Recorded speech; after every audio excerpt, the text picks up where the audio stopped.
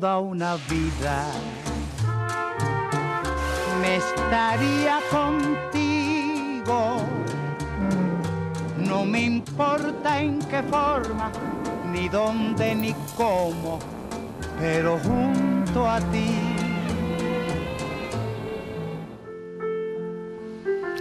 Bueno, hoy tengo el gusto de poder disfrutar en este espacio de uno de los grandes del periodismo de nuestro país, de nuestra historia, y que es de nuestra tierra, de Castilla y León.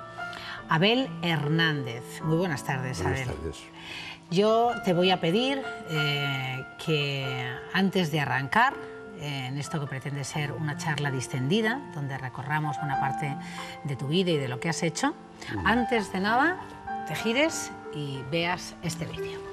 Muy bien.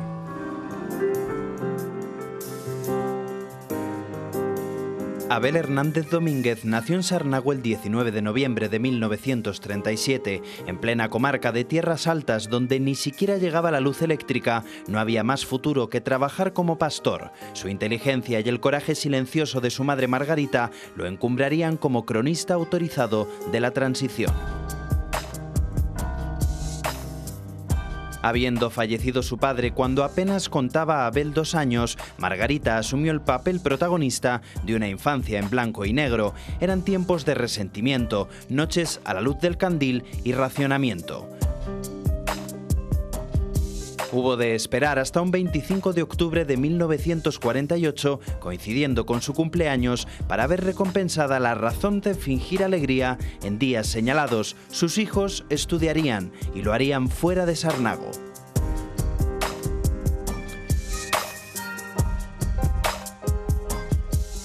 Logroño, Comillas y al fin Madrid. Allí se rindió al deber de informar, de contar historias, de alzar su voz para centrar la opinión pública.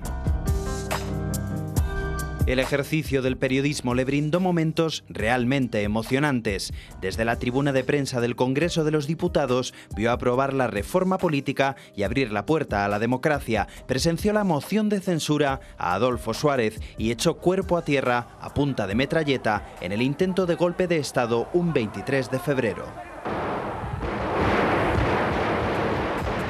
Su capacidad analítica, así como una pluma reposada, natural e incisiva, fue ganándose un hueco al frente de los principales medios de la época. Asumió puestos de relevancia en Diario 16, Los Diarios Ya e Informaciones y El Independiente. Se subió además a las ondas de una España creciente desde los micrófonos de Radio Nacional. Por su labor como ideólogo y director de programas como 24 Horas y Frontera, acabó levantando un Premio Nacional de Información, un Premio Bravo y un Premio Ondas. Hoy, en Toda una Vida, Abel Hernández.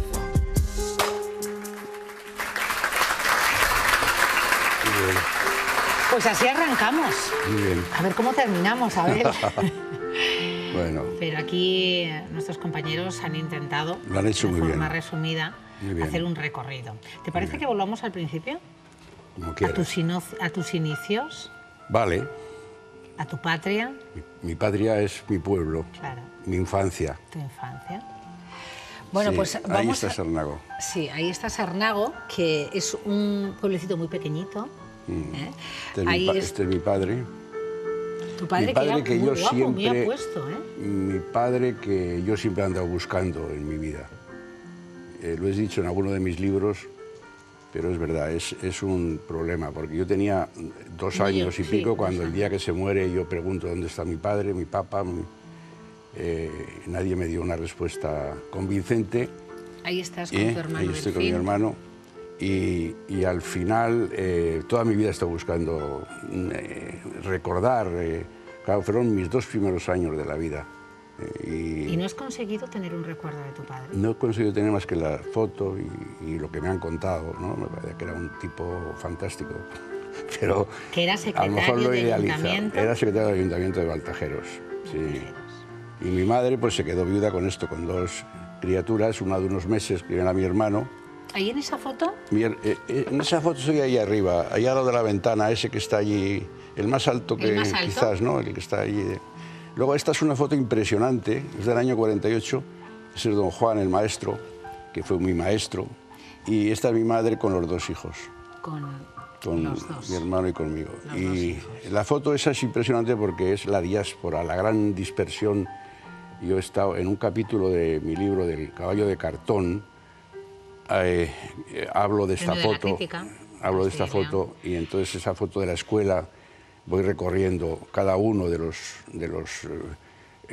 las fotos de los personajes que vivieron conmigo en la escuela, y es tremendo, los dramas.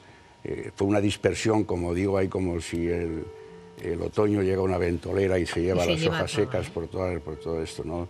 Entonces vas mirando, la mitad se han muerto, otros lo han pasado mal, otros han sobrevivido, pero es lo de la desaparición de un pueblo. La despoblación que hay en esta tierra, en La Castilla y León, y en tantos desaparición, municipios tan problema. pequeños. Es un problema importantísimo. Es el problema número uno. Sí, yo estoy contigo. Ayer hablábamos de ello y vino aquí un alcalde, concretamente de Medina de Río Seco, que nada tiene que ver con Sarnago, pero hablaba que era un problema de Estado, de primer orden, hago un blog que se llama el Canto del Cuco, y en ese blog yo me dedico a recoger los despojos de esa cultura que se acaba. Es una cultura rural que ya se va a acabar. O sea, Miguel Delibes lo intuyó, empezó a hablar ya de ello, pero eso es evidente. O sea, ya no van a ser el mundo rural nada de lo que fue. Nada de lo que fue. Tenemos mucho que hablar y habría mucho que decir sobre ello. Si eso ocurriera sería una pena. Nosotros trabajamos para que no ocurra. Abel, vamos a volver esa mirada de tu madre con Delfín y contigo, con sus dos hijos. Tú eras el hijo mayor. Me gustaría que te fijaras en tu madre. Lo haces mucho, lo has hecho durante toda tu vida, pero tu madre ha sido vuestro norte y la persona por la cual habéis hecho y hiciste lo que llegaste a hacer, ¿no? Y a estudiar. Sí, sí. Mi madre toda su vida se viuda y toda su vida se vuelca en nosotros. O sea, los hijos había que sacarlos adelante, no podíamos quedarnos allí. Entonces, desde el principio, hay algunas historias muy significativas. Por ejemplo, hay un momento en que en el pueblo no hay maestro, un año, y a mí me llevan a otro pueblo, me expatrian como a Puigdemont, me marcho me voy a La Ventosa, al pueblo de mi tío Felipe, porque había un maestro y que se llamaba Don Deo Gracias, por cierto, y entonces paso un cuatrimestre, el primer trimestre, porque no había llegado el maestro a mi pueblo. Decía, no podía quedarme sin escuela. O sea, el niño, y cuando llegó el don Juan, ese que aparecía en la foto de la plaza con todos los niños, que fue mi maestro, empecé a estudiar bachillerato con él y me subió a su cuarto, a su casa, que estaba encima de la escuela, me sacó de la escuela y empezó a enseñarme francés y latín todo eso, ¿no? Sí. Entonces, el afán de mi madre era que nosotros saliéramos adelante. Claro, porque allí en Sarnago el futuro era... El futuro era el campo. Era el que era. Era el que era. Los cerdos, la labranza, el pastoreo. La gente iba pastora, salía de la escuela con 14 años y los mandaban a la escuela. ¿Y tu madre, en el año 48, en la celebración de su cumpleaños, con toda la familia, con vosotros también, dice, salís fuera a estudiar? Sí. No, ella estaba decidida, ¿no? ¿Y primero fuiste a Logroño, al seminario? Sí, al seminario. Era la única salida que había en aquella época, que por cierto yo creo que habría que hacer un homenaje a aquellos seminarios que nos sacaron a muchos de los pueblos y de aquel mundo rural, y que ahora mismo habría que hacer un gran reconocimiento, lo que contribuyeron, aparte de los que luego siguieron de curas y de los demás. A la cultura y a poder permitir estudiar al magisterio, la universidad, el mundo de la cultura, de la literatura. Es decir, este es el seminario de Logroño. Y luego fuimos a Comillas. Luego fuiste a Comillas, donde te licenciaste en Teología. Sí, que fue estudios una experiencia maravillosa. También de Filosofía y Letras. Sí. Antes de llegar a Madrid, ¿no? Sí. Pero... Bueno, luego ya en Madrid estudié Filosofía y Letras, aunque al final me quedaba, no me interesaba, me puse en el periodismo, hice Ciencia de la Comunicación y todas esas cosas. y me puse a trabajar en la radio. A ver si sabes de qué estamos hablando. Había una vez un pueblo situado entre montes en un lugar privilegiado, desde el que se dominaban 20 kilómetros a la redonda. En cada una de las 4 entradas del pueblo había una cruz coincidiendo con los 4 puntos cardinales. Al norte, la Cruz del Cerro; al sur, la Cruz del Vallejo; al este, la Cruz de Valdenegrillos y al oeste, la Cruz de la Villa. Hacía mucho tiempo que las cruces habían desaparecido, pero los 4 puntos seguían llamándose así. Sí, es el comienzo de Historia del Alcarama, que es mi libro primero de narrativa, digamos, que fue escrito con mucha autenticidad, yo creo, no sé si bien o mal, pero con mucha autenticidad. Fue finalista del Premio de la Crítica aquí en Castilla y León. Mateo Díez, que al final ganó el premio aquel año, quedamos los 2 finalistas, me llamó 2 veces para decirme, no, te lo merecías tú más que yo. Es fantástico. O sea, bueno, y al año siguiente, con El Caballo de Cartón, me dieron el Premio de la Crítica, que es mi saga de mis tierras del Alcarama. O sea, fíjate, si ha reconocido esta lectura y relacionada a ese pueblo al que amas tanto. De hecho, nada más sentarnos, hablaba de Sarnago y dices, bueno, es mi cobijo, es mi patria, es mi lugar. Bueno, la infancia, sí, yo no sé. La infancia marca. Eso de que la patria es la infancia, pues... y quizás con los años uno vuelve más hacia atrás, ¿no? Aparte de que yo ahora mismo tengo la conciencia de que soy un poco de una generación bisagra, de una generación que ha pasado del candil al ordenador o del arado romano al avión supersónico. Ha sido como pasar de la Edad Media. Mi pueblo, como digo, no había luz eléctrica. Cuando tu madre os leía cuentos aquello fue con fantástico. La luz del candil, ¿no? Aquello fue fantástico. O sea, esto sí que creo que es muy ilustrativo y el ansia de saber, por cierto, de nuestra tierra. En Soria no había tradicionalmente ni un solo analfabeto. El respeto al maestro, a la educación, lo que era aquello, era impresionante. Y luego eso se contagiaba a las familias. Y mi madre...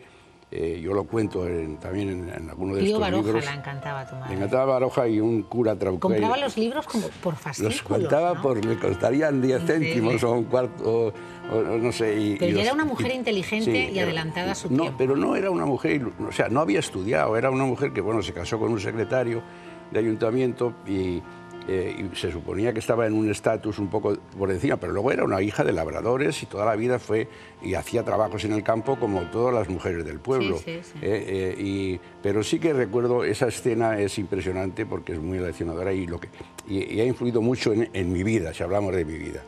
Es decir, el hecho de estar por la noche, el abuelo Natalio en una sillita con su tabaco, por supuesto se fumaba mucho, al lado de la lumbre en el hogar, la abuela que era casi analfabeta, la pobre abuela Viviana, pero que era con una curiosidad tremenda. El tío Co, el soltero que se bajaba a pensar... El que te echaba el agua por la cabeza. El otro soltero. Sí, el tío Co, que estuvo en la guerra de África, volvió, se quedó soltero y él llevaba la hacienda, el ganado y todas esas cosas, ¿no? Y yo, entonces mi hermano, que era más pequeño, se quedaba dormido oyendo el tic-tac del reloj del abuelo echado en su muslo, ¿no? Y yo estaba escuchando a mi madre en un invierno, me acuerdo eran 2 tomos en rústica, un poco amarillento del Quijote, leyéndonos cada noche unos cuantos capítulos. La pobre abuela decía, ay, pobrecito, cuando manteaban a Sancho o sufría un descalabro Don Quijote, o sea, lo vivíamos como una película, ¿no? Y otro año fueron los romances castellanos antiguos, que casi nos aprendimos de memoria. ¿Recuerdas alguno? Esa fue mi primera... Bueno, ahora mismo voy a Amenábar, Moro de la Morería, todo el día que tú naciste, ¿eh? Pero había muchísimos romances que no sabíamos, la abuela se sabía todo de memoria. Ese era vuestro entretenimiento, bueno, ¿no? Mi entretenimiento, pero al final era una forma de cultura, ¿no? Era importante para el futuro, para mí fue importante, ¿no? Oye, las Móndidas. Sí. La fiesta de las Móndidas. Sí. Las Móndidas, explícales a los espectadores qué fiesta es esa. Tradicionalmente se ha creído, cuando yo era niño, Mira, estas son. viendo Sí, hay una hija mía, 2 hijas han sido Móndidas ya. A ver si sale alguna. Ahí está, sí, hay una. ¿Cómo se les llama estos? Bueno, es un cestaño. Llevan un pan debajo. Este es el mozo del ramo, que eso es muy característico de Sarnago, porque este San Bartolomé, que es el patrón, que antes llevaba un cuchillo, pero porque le despellejaron cuando le martirizaron. Fíjate, llevan un árbol. Es una copa de arce lleno de adornos y de roscas. ¿Y lo meten por una ventana? Hay que meterlos, sí, esos son brutos, pero decían que era el misterio de la Santísima Trinidad que no cabía en la cabeza, ¿no? Y luego se pelean los 2 barrios y se sigue haciendo. Esto se está manteniendo la tradición. Qué curiosa esta fiesta de las Móndidas. Pues las mozas del mozo del ramo y las mozas de la Móndida se creía que era el tributo de las 100 doncellas de la Edad Media, con los moros y todo esto. Sí. Pero yo he investigado algo y creo que vienen más de origen grecolatino, que tiene que ver con la diosa Ceres y todo eso, ¿no? Y de hecho, y el santo. En el pueblo hay un paraje ahí que se llama La Cereda, es decir, yo creo que tiene mucho más que ver con una tradición mucho más antigua que la de la Edad Media. Yo creo que te vamos a ver ahí en algún momento en esa procesión y así aprovechamos y vemos tu pueblo. No sé si estaré. Más recientemente. Me dicen los compañeros que sí. Estaré por ahí, sí. Mira, este es mi hermano, que se ha muerto hace poco. Este soy yo. Ahí está, mírale. Este soy yo, sí. Con ese cinturón negro y esa camisa de rayas. Muy veraniego. Muy veraniego. No, pero es emocionante ver entre las ruinas pasar el pendón de Castilla por delante y la gente en silencio recorriendo el pueblo con San Bartolomé. A mí me impresionó. Bueno, y entra, ¿eh? Sí, este fue un loco que se metió hasta adentro. entra. Sí, sí. Bueno, pero lo bueno es que la gente de los pueblos, incluso un pueblo como Sarnago, que había quedado despoblado del todo, está reviviendo a fuerza del esfuerzo de la gente, y se está manteniendo la fiesta y las tradiciones. Es decir, esto está ocurriendo mucho, es una especie de resistencia a morir. La gente quiere sobrevivir, los pueblos no tienen por qué morir. Cada pueblo es un universo. Me quedo más con este mensaje esperanzador de los muchos este es uno de los pueblos que tenemos. Este es uno de los pueblos. Sarnago ha salido en no sé cuántas televisiones extranjeras, porque es un ejemplo de deseo de supervivencia, claro, y además con muchísimo esfuerzo. Todavía estamos esperando que la Diputación, que nos ha dicho que son 4 kilómetros de camino, que lo va a asfaltar. Todos los años lo van a asfaltar. Bueno, pues valga también ese a mí me gustaría que la hacemos. Diputación, si nos oye, se entere hoy. Claro que nos oye, seguro que sí. Y lo tienen a buen recaudo. Abel, vamos a seguir con tu vida, porque aquí estamos aún en tu pueblo. Hemos dicho que os fuisteis a estudiar a Logroño, estudiaste en el seminario, en Comillas. Me dicen que hay un audio, vamos a oírlo. Donde él había nacido, recordando ese acontecimiento, pues es un poquito... Porque hay mucha gente que viene a Sarnago también, lo mismo que está viniendo por lo que sale en la prensa, pues por los libros de... Aquí te dedican la placa. Sí. ¿No? Entonces les digo, bueno, pues solo queremos reconocerle dónde ha nacido. Aquí nací un día que nevaba, a la luz de un candil, mientras España... Se oye un poco mal, pero... ...de la tela de araña de la guerra civil se descentraba. Bueno, momentos importantes. Sí, fue emotivo y lo agradezco, de verdad. La Asociación del Pueblo decidió, y con el Ayuntamiento de San Pedro, al que pertenecemos, San Pedro Manrique, pues poner una placa ahí diciendo que yo había nacido en esta casa. Y ponen ahí algunos de los libros en los que hablo de esta zona y del pueblo y claro. del Alcarama, ¿no? Bueno, en esa casa naciste tú y nació tu madre. Nació mi madre y fui el último que ha nacido en esa casa. El último que ha nacido en esa casa. Sí, es mi casa. Es tu casa. Es mi patria. Mi patria perdida. ¿Sigues yendo a tu pueblo, Abel? Sí, pero cada vez voy con más sufrimiento.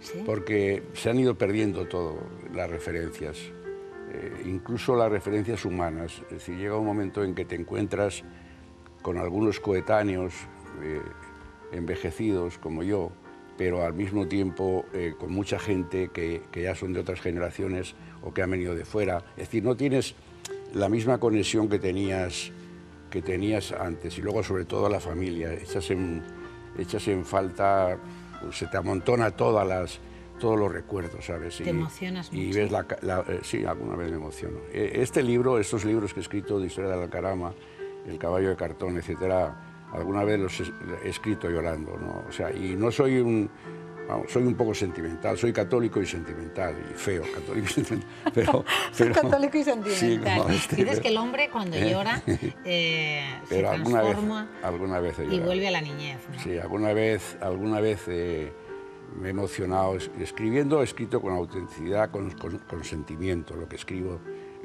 digamos, de narrativa literaria. ¿Y en tu vida como periodista también? Como periodista he pasado por muchos avatares. Como periodista es más frío todo. Es más frío todo, ¿no? A veces lo que te da es rabia la situación y eso, pero... ¿Te arrepientes de haberte dedicado al periodismo? No, y además te voy a contar una anécdota que está en mi vida. Una hija del primer maestro que tuve, que se llamaba don Joaquín, que era manco y era de Maluenda, era un hombre que llevaba siempre un guardapolvo. Los hijos vieron algunos de mis libros y volvieron a conectar conmigo. Viven en Aragón, el chico se ha muerto, pero la mayor, Mari Carmen, Carmen, me dijo en la presentación de un libro mío en Zaragoza, dice, ¿sabes lo que decía tu padre, mi padre? Que este chico será periodista. Yo tenía 7 o 8 años, no sé dónde lo sacó.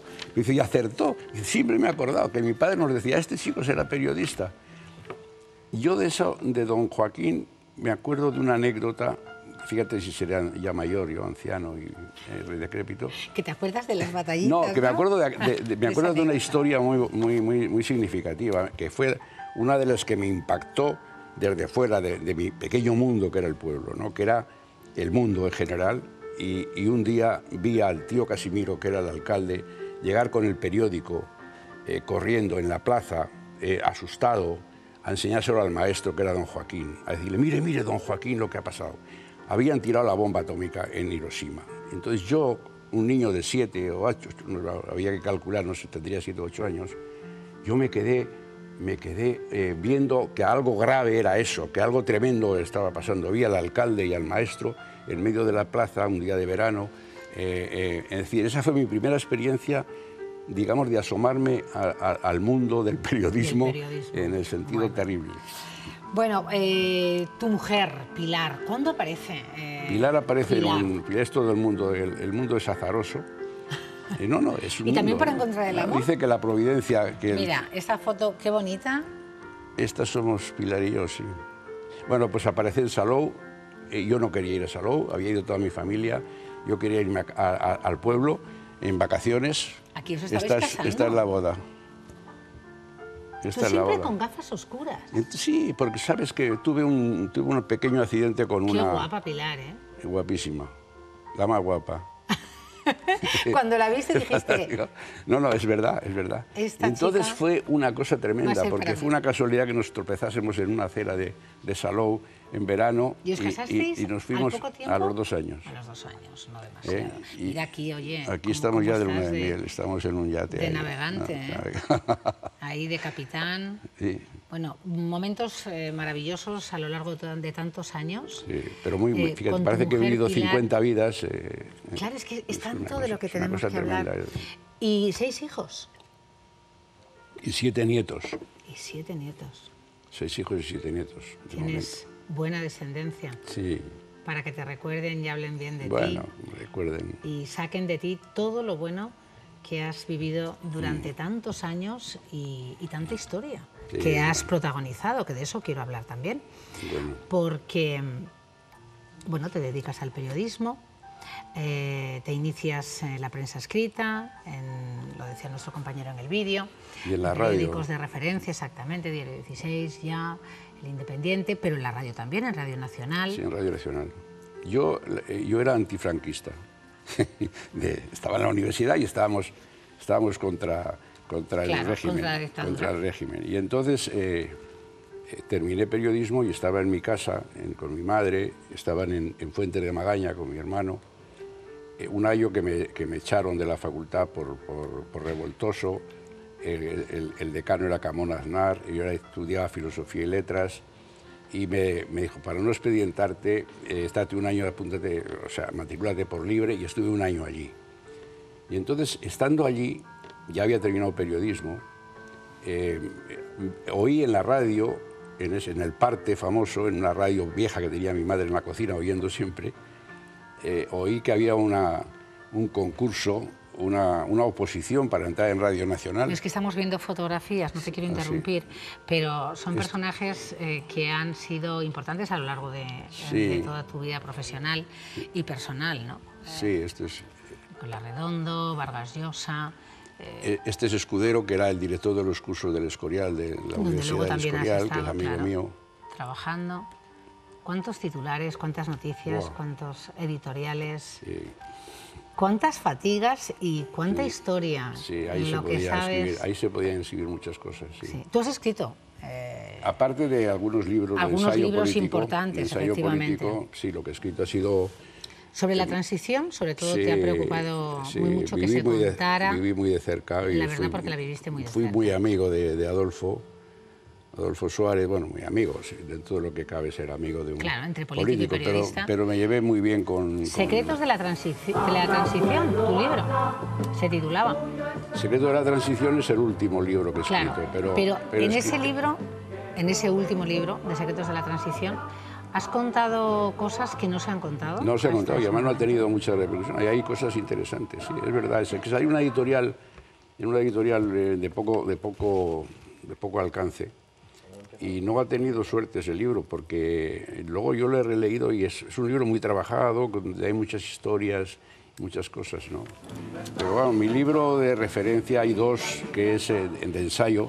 Uno es que lo escribí con Adolfo Suárez, que hizo el prólogo, no hizo más que eso, pero la figura él, que se llama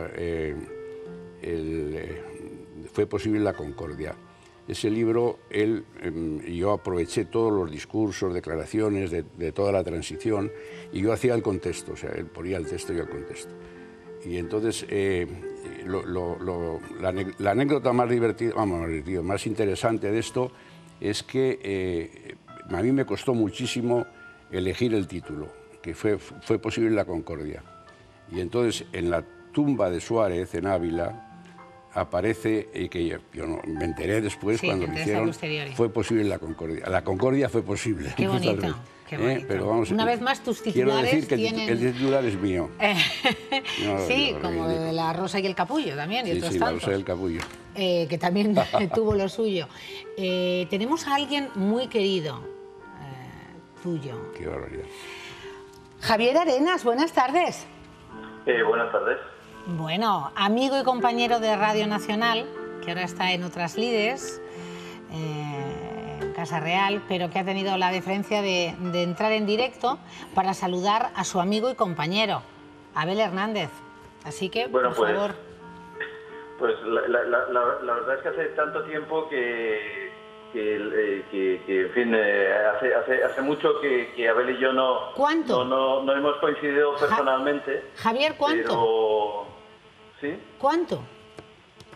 Bueno, pues yo creo que estamos hablando justamente del tiempo que estabais ahora refiriendo, ¿no? O sea, era la transición. Madre mía. De la cual, pues, en fin, no me corresponde a mí tampoco ahora, digamos, entrar en las cuestiones de fondo, pero sí de la transición profesional también, ¿no? Que yo creo que era un tiempo muy singular el que vivimos, incluso en el sentido intergeneracional, de mucha gente entonces en aquella radio pública, y que yo creo que desde el punto de vista humano nos marcó bastante también, y por eso, pues, bueno, aunque seguramente no es...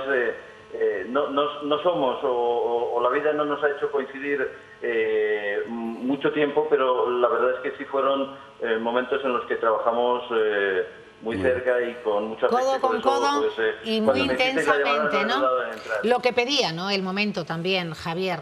Bueno, pues nos alegra que a través de este programa, después de tantos años, nos hayáis reencontrado. Hayamos reconectado un momento, por lo menos, ¿no? Te lo agradezco de verdad. Sí, yo creo que fue posible la concordia profesional, por eso también, ¿no? Sí. Es decir, yo creo que precisamente gente, pues, que veníamos de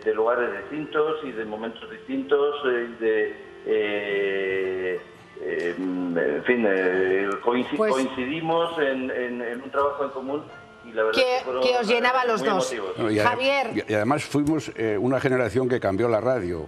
Cambió la radio. Bueno, cambió la radio, cambió tantas cosas y fue testigo... Antes de la transición, claro, antes de la transición. De ese cambio importantísimo en la historia reciente de este país. Gracias, Javier Arenas.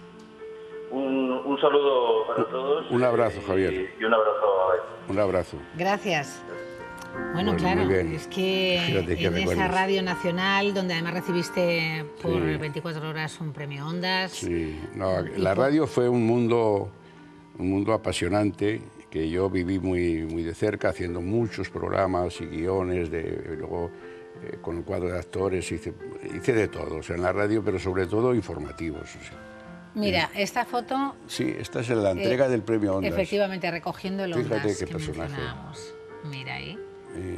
Qué jovencillo, ¿eh? Y qué flaquito. ¿Cómo pasa? Qué alto y ¿eh? delgado, sí. Bueno. Parecías un modelo, paseando con tu premio. Fíjate, Abel. Pues nada, estaría nervioso por dentro. 1970. Sí. Ahí es nada. Ese año fue el año que conocí a Pilar Gómez. A tu Pilar mujer. Pilar Pozuelo Gómez, mi mujer. Bueno. Y fue un año de suerte. Oye, ¿cuáles son, a tu juicio, la gran diferencia de ser un periodista en primera fila, como tú lo fuiste, crear opinión? Porque en aquel momento creabais, no solo tú, Abel, pero creabais unos cuantos, estabais siempre al quite y estabais en todos los... en todas las salsas importantes de lo que ocurría, en primera línea, de lo que ocurría políticamente en este país. ¿Qué diferencia hay? Yo creo que se hacía un periodismo más de alpargar, de alzura de zapato. O sea, se buscaba la información, la redacción de la radio, del periódico. Yo estaba al mismo tiempo en informaciones, empecé en informaciones, en aquel caserón de la calle San Roque. Y aquello se vivía, la gente iba a buscar las noticias, salía al encuentro.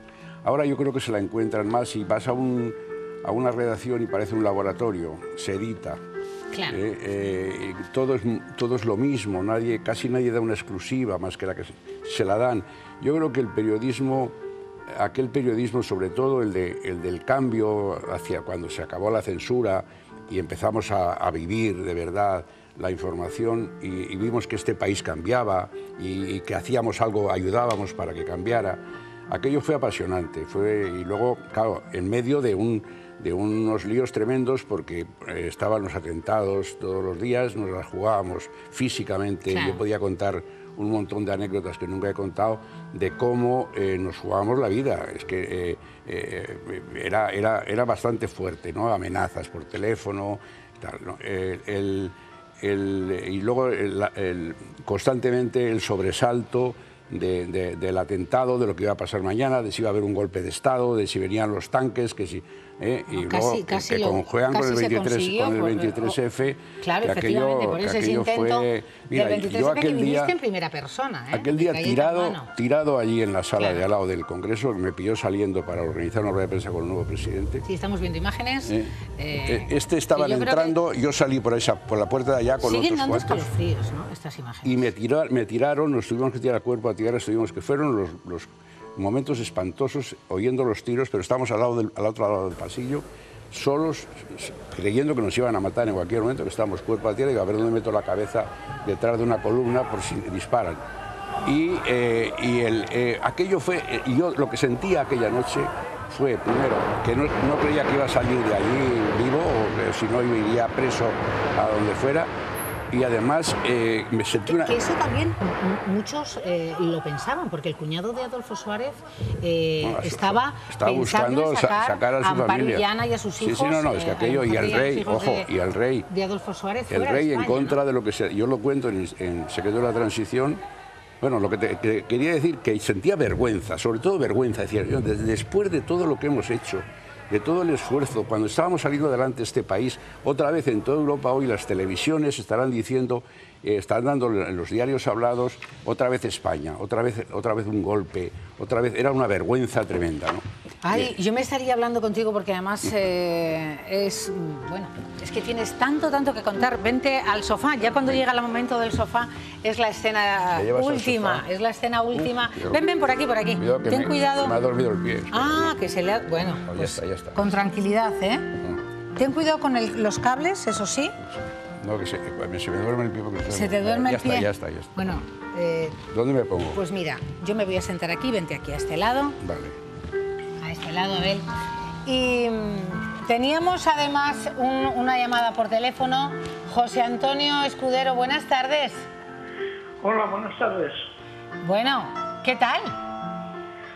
Pues nada, muy bien, asistiendo desde lejos a este justísimo homenaje a Abel Hernández. Bueno, pues aquí está Abel, Gracias. así que podéis hablar poquito porque tenemos muy poco tiempo, pero sí por lo menos... Tu saludo sí que es un homenaje, José Antonio. No, Abel, que me alegro mucho porque, nunca mejor dicho, este es un acto de estricta justicia a ti como gran periodista y, por otra parte, pues como un gran castellano de la tierra recia de Soria. Sí. Gracias, José Antonio. Gracias, José Antonio, de verdad. Te aseguro que había perdido tu teléfono. Pues ahora se le damos. Y no podía llamarte, pero he pensado en ti muchos días. Pero me quitaron el teléfono y me quedé sin nada y no te he llamado, pero me alegro de volver a oírte. Ya hablaremos. Ya, bueno, que tenemos muchos, como yo he comentado, muchos recuerdos juntos de la época. José Antonio, te tenemos que dejar porque si no podemos terminar. Tenemos un par de minutos para terminar el programa. Un gran abrazo. Un abrazo. Muchas gracias. Un abrazo. Un abrazo, gracias. Bueno, ¿tú estás haciendo un blog ahora? Sí. ¿Cómo se te llama? Se llama El Canto del Cuco. El Canto del Cuco. Por favor, José Luis Tejerina. Por favor, a este lado. ¿Sabes quién es José Luis Tejerina? Yo creo que no. ¿Qué tal, Abel?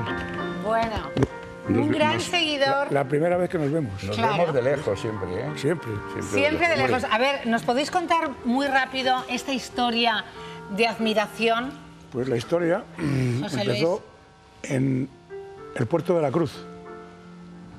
Estábamos mi mujer y yo en una mesa, quedaban 2 asientos libres, se sienta un matrimonio, él, soriano de Segovia, y ella, soriana de Zamora. Y hablando, pues me habló del Canto del Cuco. Ese blog. Y se me ocurrió, pues, una vez ya en Palencia, mandar un comentario. Y otro. Y en algunas entregas, en vez de otro, pues otros 3, otros 4. Bueno, o sea que... Y así durante ya más de 2 años, ¿no?